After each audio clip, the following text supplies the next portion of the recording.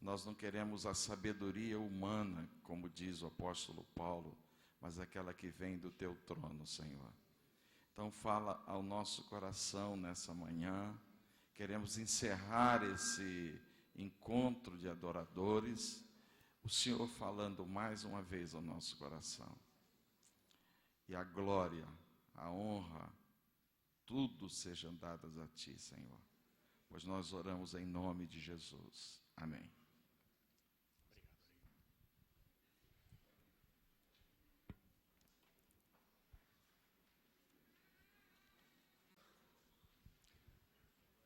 Se você tem lugar para sentar, pode assentar. Estamos realmente juntos, né? Inclusive fisicamente. Quero dizer da minha alegria, eu participo do louvor profético desde sua fundação. Tudo bom, Ezequiel? E tenho estado nesse... Tudo bom, Levi? Tenho estado nesses momentos do louvor profético. Creio que se eu faltei uns 2 ou 3 por viagem, por efeito do meu ministério, né? Foi muito pouco. E hoje, no Brasil inteiro, no meio evangélico em geral, esse evento tem sido um referencial de lançamento de grupos, de ministros e ministras de louvor. E eu me rendo, pelo menos 3 pessoas eu sei que estavam presentes desde o início, né? Wilson, Ari e Levi, os 3, não é isso mesmo? E outros tantos que cooperaram, né? E o primeiro eu creio que foi lá no Bennett, lá no Rio, na Marquês de Abrantes, no Colégio Bennett. E desde então, foi ali também que eu conheci o nosso amado apóstolo Ezequiel, e temos apreciado esse ministério. Eu não sou cantor, não é? Mas eu sou adorador. Isso é uma coisa muito diferente, né? Cantor, você tem que ter qualificação, como o grupo que aqui estava, né? Adorador é todo aquele que foi remido no sangue do Cordeiro. Vivemos para honrar o Senhor. As coisas que o Ari disse a meu respeito, vocês deem um desconto, porque, como ele disse, nós somos amigos e ele me colocou como discipulador dele. Nós temos histórias de manifestações sobrenaturais de Deus, assim, que dá até para fazer um livro. Vamos fazer um livro em conjunto, né, Ari? Quando Deus age. Né? Eu lembro porque esse foi o título de um dos meus primeiros livros no seminário que eu aprendi, O Deus que Age, que é a história dos atos sobrenaturais de Deus no Antigo Testamento. No caso desse livro, são só. Mas nós já vivemos a nova aliança, né? E nós aprendemos que Deus continua agindo no decorrer dos séculos. Nós servimos um Deus que está vivo. Amém? Então eu queria saudar vocês até em nome dos metodistas espalhados pelo nosso planeta, que eu posso representar. Quero convidá-los à leitura na Palavra de Deus.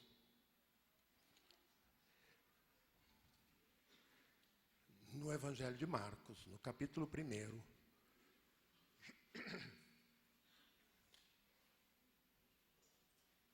Versículo 12 até o versículo 20. Marcos, capítulo 1, do 12 ao 20.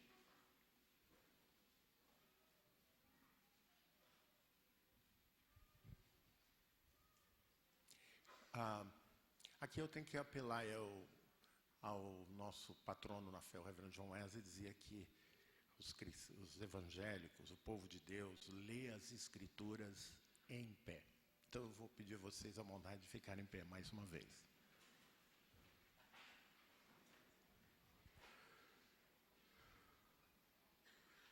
E logo o Espírito o impeliu para o deserto, onde permaneceu durante 40 dias, sendo tentado por Satanás, estava com as feras, mas os anjos o serviam.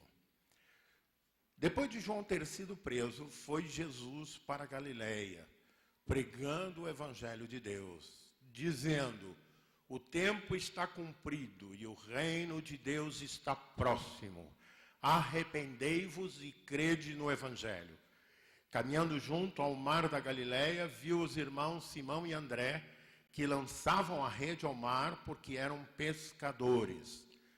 Disse-lhes Jesus: vinde após mim, e eu vos farei pescadores de homens. Então eles deixaram imediatamente as redes e o seguiram. Pouco mais adiante viu Tiago, filho de Zebedeu, e João, seu irmão, que estavam no barco consertando as redes.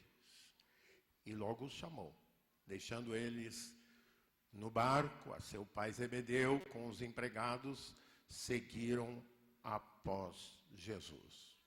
Ainda em pé oremos. Senhor, Tu é a palavra, Teu é o poder. Nós somos o Teu povo, rebanho do Teu pastoreio. Jesus, Tu és o grande pastor das nossas vidas. Por isso, nesta manhã, nós rogamos, prepara pelo poder do Teu Espírito nosso coração e mente, para que a semente da palavra possa cair em boa terra e produzir frutos a medidas inigualáveis. É a nossa oração nessa hora, no nome de Jesus. Amém. Você pode assentar.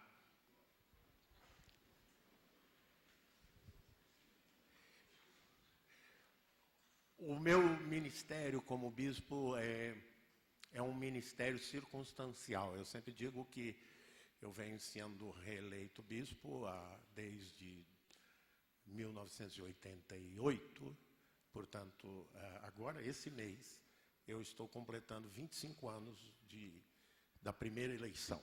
Na Igreja Metodista, a cada 5 anos, o Concílio Geral da Igreja reelege ou não um presbítero, no caso nosso, 8 presbíteros, para a função de pastor supervisor, que é a função do bispo. E eu tenho visto coisas as mais diversificadas.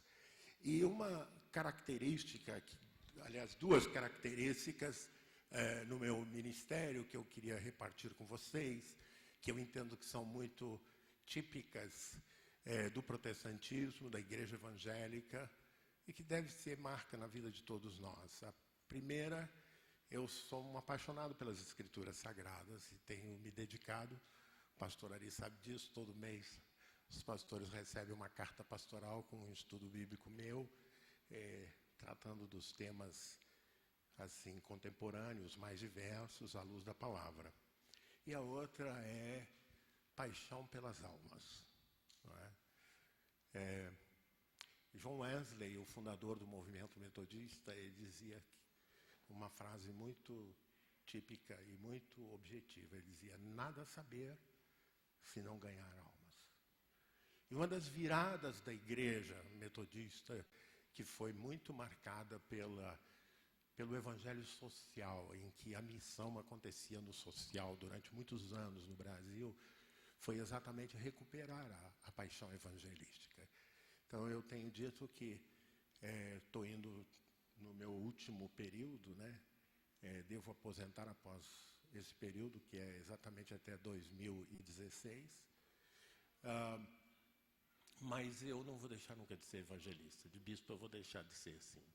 Não é? Porque é uma função ligada à instituição, ligada à igreja e também um ministério, sem sombra de dúvida. Mas evangelista eu vou continuar sendo.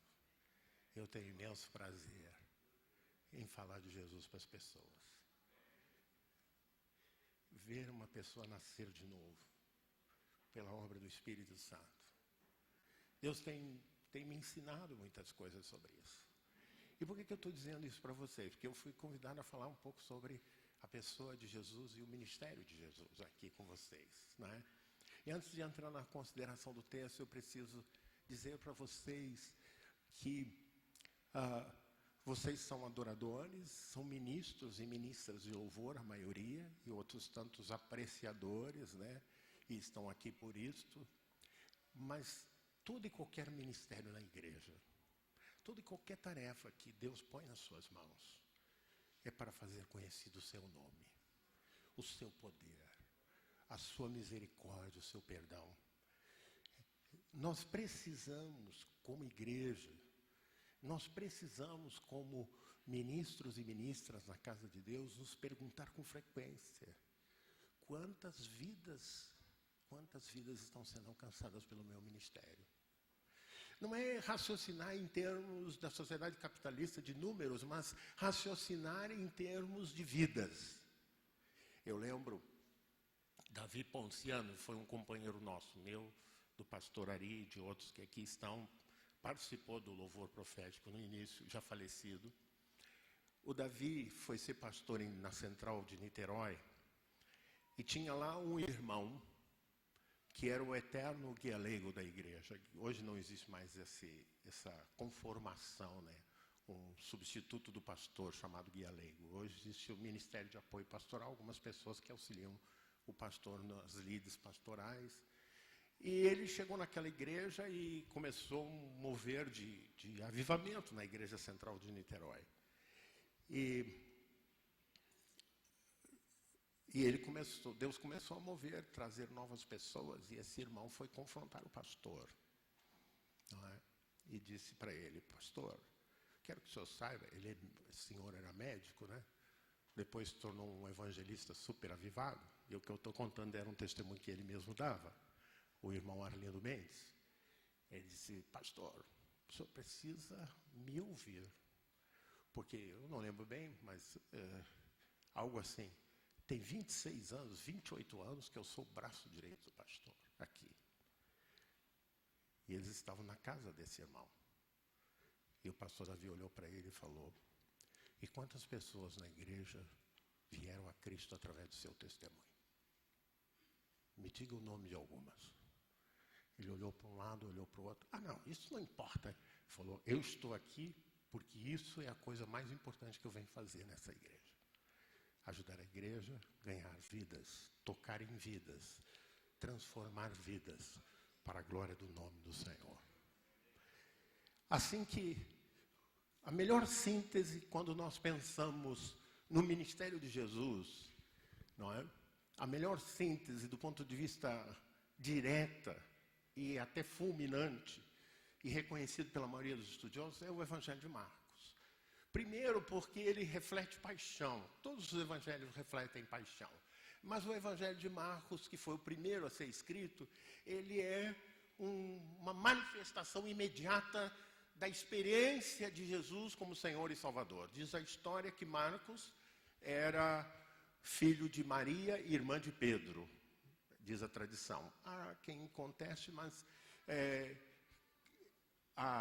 se nós olhamos nessa perspectiva, o Evangelho nasce no coração de uma família que foi profundamente afetada pelo Evangelho.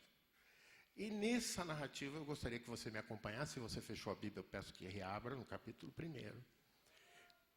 Algumas coisas que precisam ser mostradas, salientadas. Muitas são quase evidentes, mas seria bom redescobri-las. A primeira coisa é que o ministério de Jesus vem trazer redenção, não só da vida humana, redenção e dignidade, mas aos lugares também.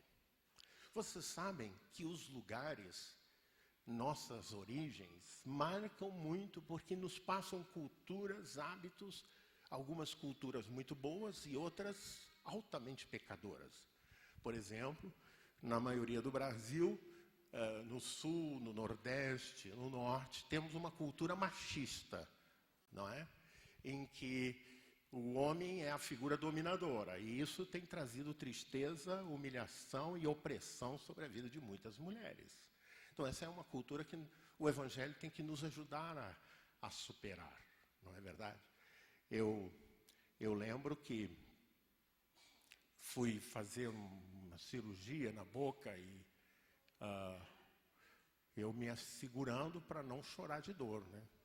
E a dentista falou: pode ser que a anestesia não funcione plenamente. Se o senhor quiser chorar, pode chorar. Eu falei: mas eu sou gaúcho. Aprendi com meu pai que homem não chora.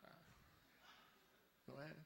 E aí a dentista desmitificou a minha cultura machista. Eu tive que chorar, porque a dor era alucinante, né? Então, o lugar, não é?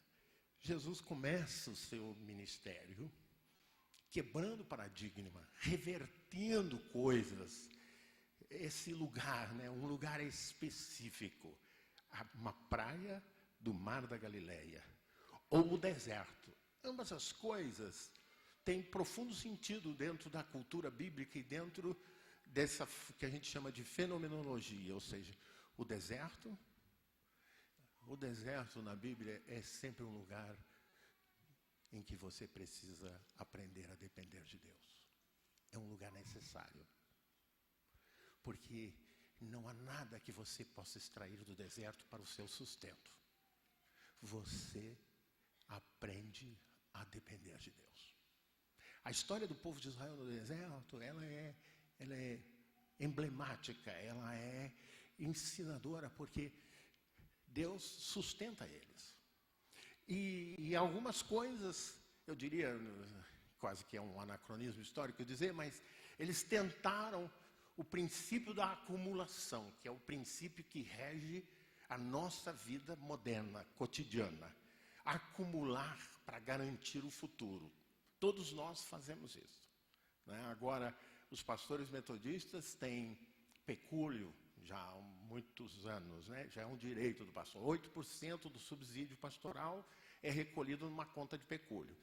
E agora, por conta das propagandas do mercado contemporâneo, decidimos em concílio que o pecúlio pode ser, em vez de ser recolhido para aquela conta, pode ser posto numa conta de previdência. O que eu não acho ruim. Mas é uma ilustração do mundo que nós vivemos. Nós vivemos para acumulação. O povo de Israel, Deus mandou o maná. O que eles quiseram fazer? Vamos juntar um pouquinho para amanhã. Não é assim? Uma coalição que Deus deu para eles. No dia seguinte tinha dado o bicho. Eu sou o Deus provedor. Ou vocês dependem de mim, ou vocês morrem no deserto. E Jesus, ao começar no deserto, ele está evocando isso, porque foram 40 dias. Né? Nós sabemos essa totalidade, o quanto bíblica e do Antigo Testamento ela vem. A segunda coisa, Jesus, depois de João ter sido preso, foi Jesus para a Galileia. E aqui menciona que ele começa o ministério dele de pregação. E começar pela Galileia, irmãos e irmãs, é fazer uma escolha totalmente diferenciada da sociedade judaica. Porque era uma sociedade muito elitizada, do puro e do impuro.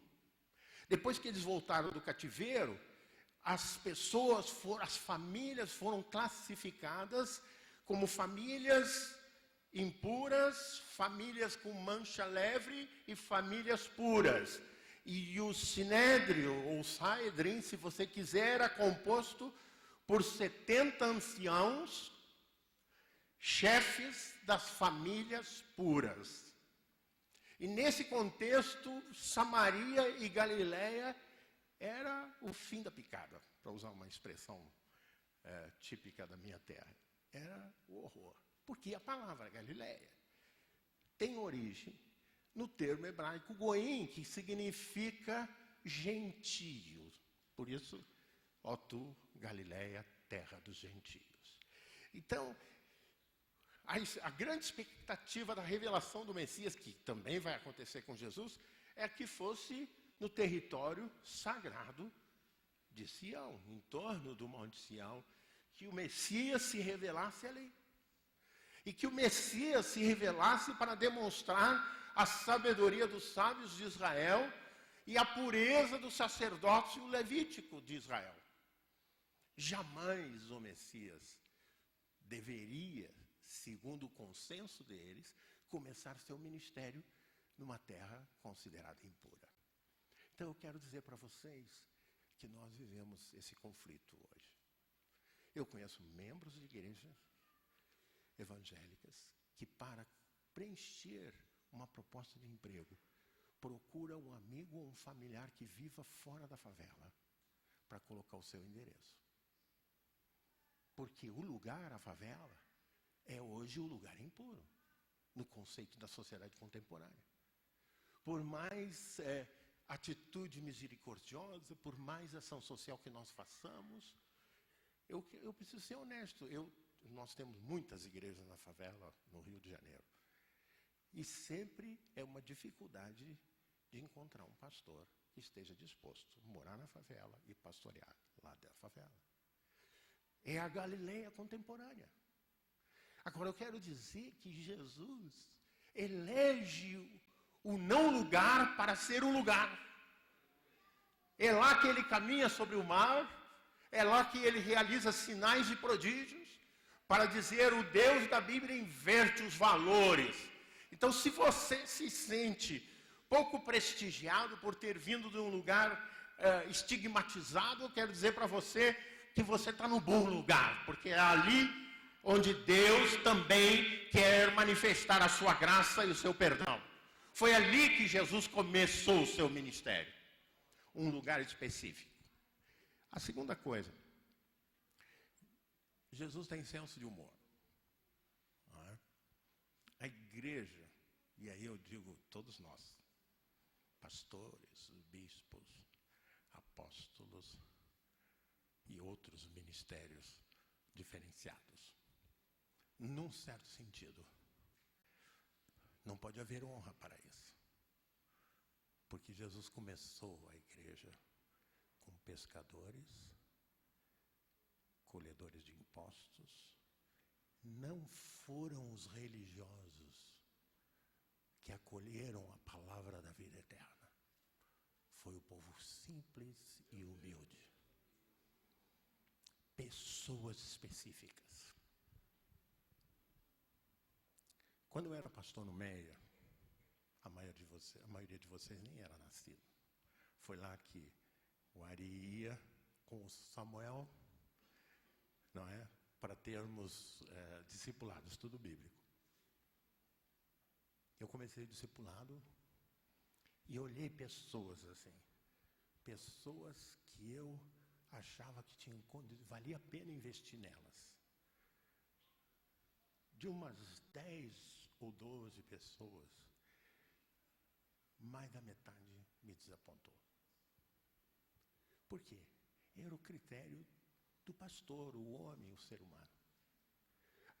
Mas na caminhada Deus levantou pessoas que se tornaram baluartes, pessoas cujo coração era coração segundo o Senhor, era coração quebrantado.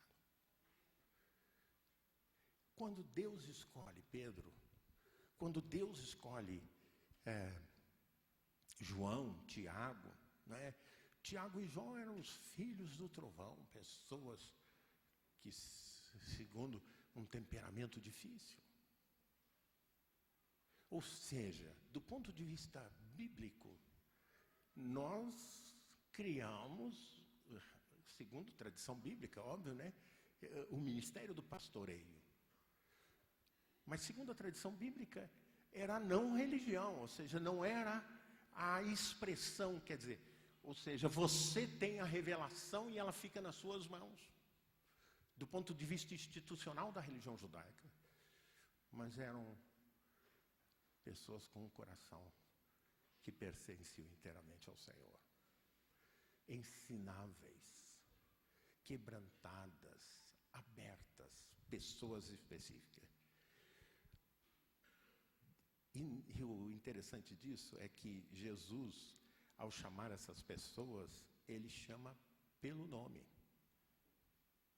Pedro, André, João, Tiago, Mateus. Esse é um outro aspecto importante, porque nós vivemos numa sociedade despersonalizada, não é verdade? Quem mora em prédio como eu, às vezes eu quero me referir a alguma pessoa, não lembro o nome dela, falo a vizinha do apartamento 501. Nós viramos números. Que nem no quartel. No quartel, eu não sei quem aqui serviu o exército. Hoje em dia está muito raro, né? Eu não só servi o exército, como servi tropa radical. Eu fui paraquedista. Não parece. Eu sei disso. E lá, meu número era 183, soldado 183 e tal, né? Era totalmente despersonalizado. Não é? Você era uma figura num conjunto. Agora, quando Deus olha para você, você não é um número. Você é uma pessoa a quem Ele ama, quem conhece pelo nome. O Salmo 139 é uma doçura, né? Preocupa, né? O Salmo 139. Ainda a palavra não me chegou à boca, e tu já a conheces toda. Eu digo que são 3 atributos básicos de Deus, são vários outros decorrentes desses, que a gente aprende em teologia, né? Que é a onipresença, onipotência e onisciência. Nós não temos problema com onipotência. Todo mundo quer ver o poder de Deus, não é? Quem quer ver o poder de Deus se manifestar? Todo mundo, não é? Onipresença, nossa, todos nós queremos. O Evangelho de Mateus termina com aquela promessa: e eis que estarei convosco todos os dias. E não é com Vasco, como alguns dizem, né? É convosco. Convosco, né? Ontem eu estava chulhando contra o Vasco, torcendo pelo Inter, mas não deu muito resultado. Bom, mas o que eu quero dizer é que a presença de Deus é um fator aconchegante, estimulante, né? Agora, o que nós temos problema é com a onisciência. Você ter clareza que Deus conhece o teu coração melhor do que você. Que todas aquelas maldades que às vezes passam pela sua cabeça, Deus conhece todas. Não é? E Ele chama pelo nome. Porque Ele quer te redimir. Porque Ele quer cuidar de você. Porque Ele quer ser seu amigo. Já não vos chamo servos, vos chamo amigos. Nós somos convidados, né? É o convite específico para pessoas específicas. Muitas vezes a sensação mais frequente no ser humano é a sensação de que Deus está ausente. Como pastor há 43 anos, eu cansei de ver pessoas entrarem no meu gabinete e dizer: bispo, no caso pastor, a minha sensação é que as minhas orações não passam do teto. Vamos ser honestos, quantos aqui já tiveram a sensação de que você está orando e Deus não está ouvindo? Eu já tive várias vezes. Por quê? Porque nós, os seres humanos, nós funcionamos muito pelas emoções. Não é verdade? Meu genro, que é pastor também em Caxias, o pastor Evander, falou que o pai dele é evangelista da igreja lá em Teófilo Otoni. E ele tem a teologia do arrepio. Tem muita gente que tem a teologia do arrepio, né? Arrepiou, o Espírito Santo está aqui, não é? Não arrepiou, tem que orar mais. Mas eu quero dizer que eu não quero menosprezar a teologia do arrepio, porque eu também arrepio de vez em quando. Faço o meu retetê também, de vez em quando eu vou umas igrejas bem populares aí, o povo bota aqueles corinhos e eu saio pulando junto com eles. Glória a Deus por isso. Já consegui derrubar todas as barreiras de preconceito, né? Aliás, tem um conjunto que você devia trazer ali no próximo. Fogo no Pé, da Wesleyana lá de Caxias. Da Wesleyana lá de Caxias. Eu nem conheço eles pessoalmente, mas tenho todos os CDs dele no meu carro. Quando eu quero que o fogo pegue mesmo, eu boto o CD e o fogo... Quase que eu paro o carro para dar uma sapateada lá junto com o povo. Eu já estou na idade que eu não tenho mais nada para esconder. Todo mundo já sabe quem eu sou e por onde eu ando. Mas a sensação da ausência de Deus é uma coisa terrível, não é verdade? A sensação da ausência de Deus, ou que Deus não está percebendo. Houve uma mulher na Bíblia que se acercou com Jesus, era tão estigmatizada, classificada, ela tinha uma hemorragia há anos e anos, né? Lá em Lucas, não é? Em Mateus, em Marcos, diz que nenhum médico tinha conseguido curá-la. E Lucas, por causa da ética da medicina, ele não toca muito no assunto, porque ele era médico, né? Ele não ia crucificar os colegas dele.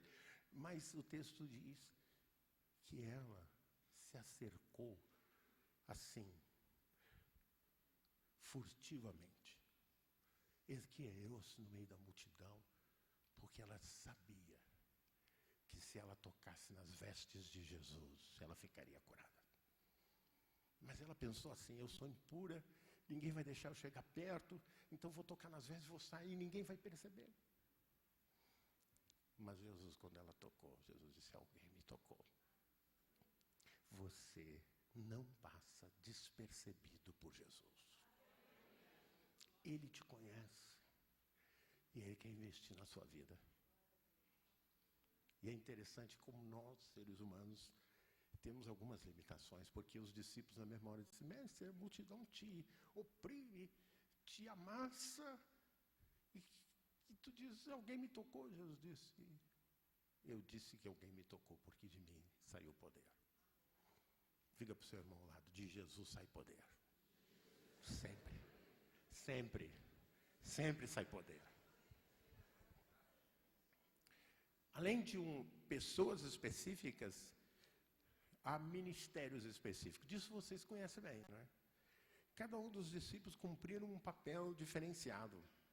Até aqueles que a gente tem pouca notícia. Por exemplo, a igreja cristã do sul da Índia tem como tradição que quem fundou a igreja no sul da Índia foi Tomé. Não é? Tem um mosteiro que não tem nada a ver com a igreja católica, né? Eu acho que é claro para vocês que mosteiro é um spa de oração, né? Mal comparando, não é verdade? Então tem um mosteiro de São Tomé, no sul da Índia, e essa igreja, que tem mais de 3 milhões de membros, crê que foi Tomé. Tem uma tradição que Tomé que iniciou o ministério. Nós não temos com clareza um detalhamento do ministério de todos esses, mas nós sabemos que Deus nos chama para um ministério específico. Uma das coisas assim e o mais interessante é que você não, se você está fazendo a obra do Espírito, não tente controlar o seu ministério. Deixa Jesus controlar. Porque você não tem ideia do que Jesus pode fazer com a sua vida nas mãos dele. Eu lembro, um dos episódios assim, muito interessantes foi a chegada do Evangelho a Samaria. Né? Alguns dizem que já começou lá com a mulher samaritana. Vocês lembram que uma aldeia inteira se converteu, ficou tocada pela mensagem de Jesus, depois de toda a luta, etc. Mas foi Filipe, o evangelista, que chega em Samaria, começa a evangelizar, chama os discípulos para que os irmãos em Samaria recebessem também o Espírito Santo. E, de repente, Filipe está no meio daquele avivamento. Bom, agora Deus coroa, né, o meu ministério e tal. Agora vou fazer, minha alma regala-te. Ou então vou dizer que nem Simão, né? Senhor, agora despede o teu servo, que os meus olhos já viram a tua salvação. Aí o que o Senhor fez com ele? Tirou ele daquela multidão de gente convertida, de vibração, e botou ele no deserto. Mas ele era servo. E quem está querendo ministrar em nome de Deus, tem que estar pronto para sair do movimento, sair do meio da multidão, para ir para o deserto. Sabe o que aconteceu? Aconteceu que Deus colocou um oficial da corte, não é? Da rainha Candace. E esse homem, eunuco, se converteu. Filipe morreu. E ele não ficou sabendo que existe uma igreja no Egito e, acima de tudo, na Etiópia. É o único país da África, no norte da África, que tem maioria de cristãos, a igreja copta. E sabe o que eles dizem? O fundador da igreja foi o eunuco. Como é que Filipe ia ter essa visão de que Deus faria prosperar através daquela vida daquele homem também estigmatizado, marginalizado, e ia levá-lo a iniciar um avivamento na Etiópia, lugar que nenhum dos apóstolos puseram o pé? Se você quer servir a Deus, não se surpreenda, porque ele pode te levar para o deserto e ali te usar de modo diferente e poderosamente. Porque o Jesus dos evangelhos nos chama para os mais diversificados ministérios. Além de um lugar específico, pessoas específicas, trabalho específico, há uma voz específica, que foi chamado de Jesus. Vinde após mim, eu vos farei pescadores de homens. Nós vivemos num tempo em que o marketing e a propaganda, ela tem muitas vozes, não é? Nós estamos, ainda que em crescimento numérico, nós, em termos de influência, ainda estamos devendo. A igreja evangélica tem uma dívida missionária com essa nação. Por quê? Porque nós temos muitos ruídos, irmãos e irmãs. Nós temos muitas vozes. Mas nós precisamos cada vez nos tornar mais bereanos, conferir as vozes com as Escrituras. O que ouvimos são muitos convites. Irmãos e irmãs, não é? Eu preciso dizer para vocês, eu fui com meu genro para um ofício fúnebre de uma jovem que faleceu, filha de um pastor, e me surpreendi quando saía da cidade de Caxias, ali estava a igreja contemporânea. Pregamos o amor sem preconceitos. Estava lá escrito, que é a igreja que consagra, batiza homossexuais. Amados irmãos, a igreja do Senhor, ela tem que tratar todos com amor. Todos nós pecamos e carecemos da glória de Deus na nossa vida. Essa consciência de que somos pecadores redimidos é necessária. E um coração cheio de amor para acolher todas as pessoas. Mas, amados irmãos, Jesus disse que a nossa palavra tem que ser sim, sim e não, não. O que passa disso é do maligno. Nós estamos muito cheios e ouvindo muitas vozes do mais ou menos. Aquela coisa assim de pessoas que dizem, não tem problema, isso é antigo. Quando eu era pastor nessa igreja também, eu tenho um exemplo, nós estávamos tendo um seminário sobre vida íntegra com Deus. E tinha um crente antigo da igreja que eu tinha discernimento, não tinha prova, mas tinha discernimento que ele estava adulterando. E teve uma pausa no meio da manhã, terminada a primeira ministração, para um cafezinho, e eu estou conversando com uma pessoa e eu vi atrás de mim, ele não tinha percebido, ele falando com um novo convertido. O novo convertido perguntava, me explica melhor como é que é esse negócio de adultério. Aí ele estava falando assim, olha, adultério é quando você tem relacionamento com uma mulher casada. Se você tem relacionamento com outra mulher que não seja casada, não tenha compromisso, não é adultério. Eu dei um pulo na hora e disse, isso é do maligno, isso não é de Deus. Mas, amados irmãos, nós temos que estar atentos. Porque nós temos, introjetado na nossa personalidade, na nossa cultura, nós temos a cultura do jeitinho. A coisa é tão complicada que nós temos no Brasil leis que pegam e leis que não pegam. Como se fosse gripe.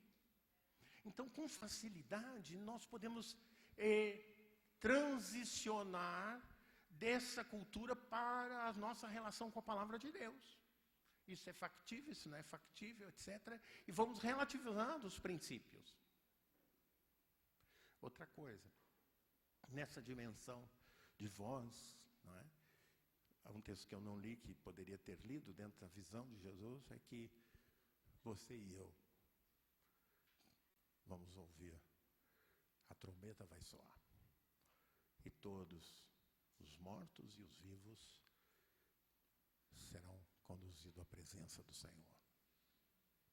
Os mortos ressuscitarão primeiro, diz as Escrituras, mas todos vamos ouvir, se atentarmos para a palavra, se estivermos com nossos sentidos atentos à voz de Deus, nós vamos ouvir: vinde, benditos de meu Pai, para o reino que vos está preparado desde a fundação do mundo. Isso significa que nós estamos acolhendo e ouvindo a voz do Senhor. Mas Deus faz convites. Jesus fez convite, o convite do vinde, para segui-lo, para tornar-se discípulos. O convite: vinde após mim, eu vos farei pescadores de homens. O convite: vinde, todos vós que estáis cansados e sobrecarregados. Ah, que coisa gostosa. Você passou um dia ministrando, ou você passou um dia no trabalho, suas forças físicas estão exauridas, você está, na linguagem popular, você está no bagaço. Não é? E você chega em casa e tem a sensibilidade de comparecer perante o trono da graça. E de repente você é invadido. Aí vem o arrepio, né? Você é invadido pela presença do Senhor. Não é? Não que sejamos regulados por essa sensibilidade, porque nós sabemos que Deus está conosco, porque é promessa, independente do arrepio ou não. Você crê nisso? É fé. As nossas emoções nos enganam, não é verdade? Mas a palavra não nos engana. Ouve a palavra, atenta para a palavra e crê na palavra, que você verá isso. Deus faz convite, né? Os convites de Jesus, se você... Isso dá um outro sermão sobre Jesus, eu não vou entrar em todos. E nós recebemos, e eu estou terminando, uma missão específica. Uma das coisas abençoadoras que teve na nossa igreja metodista, para o exemplo para você, nós no Rio de Janeiro tínhamos 19 mil convertidos em 1988.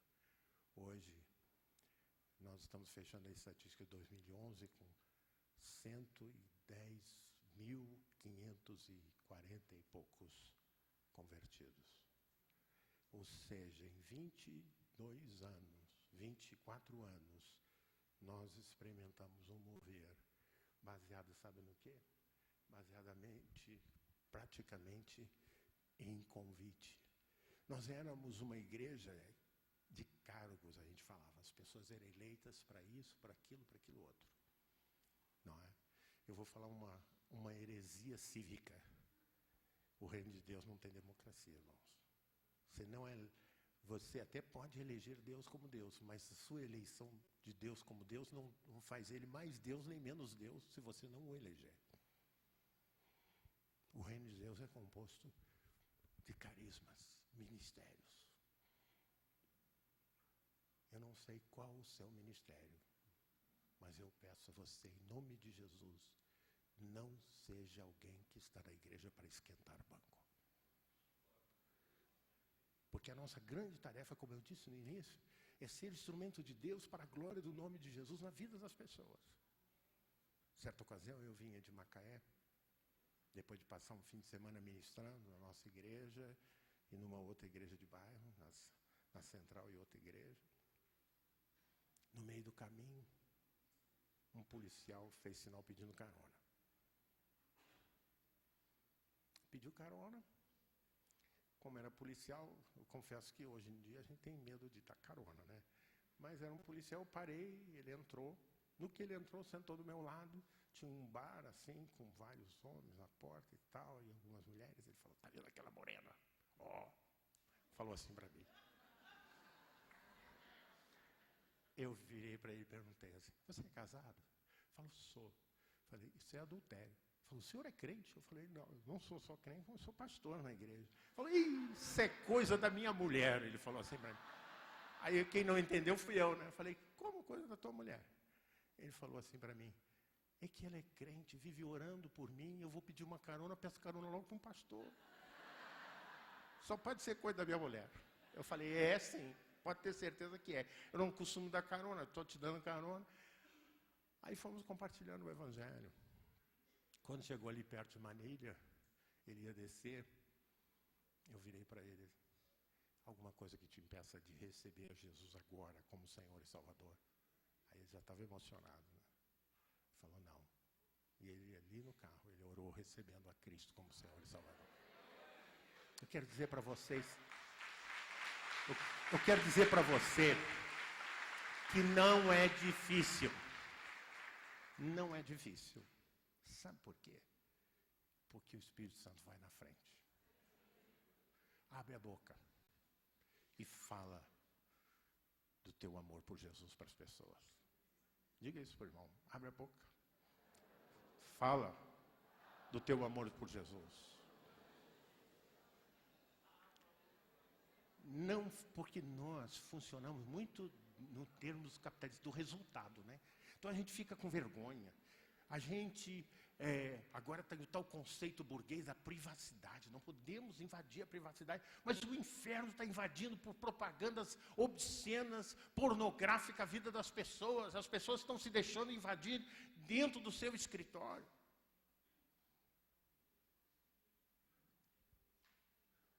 Outra coisa, lide com amor com as pessoas, mas não tenha temor de intimidá-las, dizendo do juízo de Deus sobre a vida de pecado.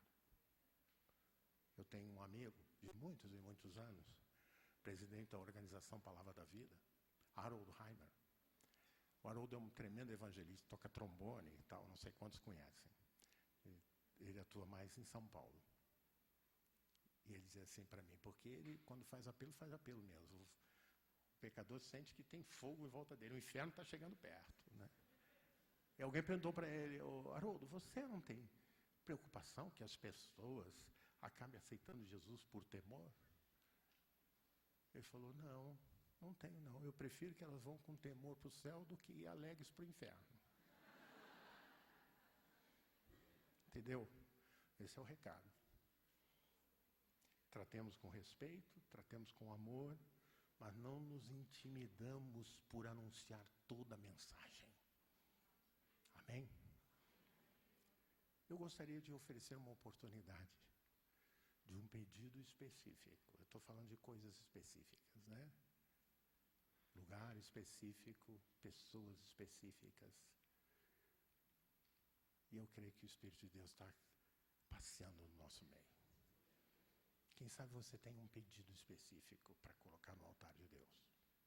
Não sei se cabem todos aqui, mas de repente você fica em pé. Eu quero levantar um clamor por você, pela sua vida.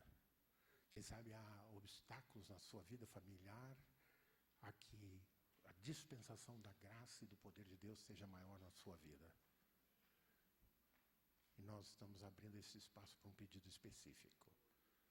Se Deus tocou no seu coração, se você tem uma demanda para que o seu ministério se torne um instrumento poderoso nas mãos de Deus.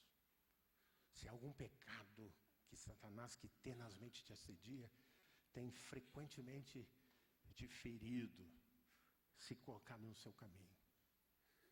Esse é um dia e uma manhã de derrubada de muralhas, de fortalezas, para que a glória de Deus ocupe todo o espaço da sua vida, do seu coração, da sua família. Deixe o seu lugar, venha aqui, está comigo. Eu quero levantar um clamor, eu quero ajoelhar aqui contigo, eu quero realmente ver a manifestação do poder de Deus na sua vida, no seu ministério. Em nome de Jesus.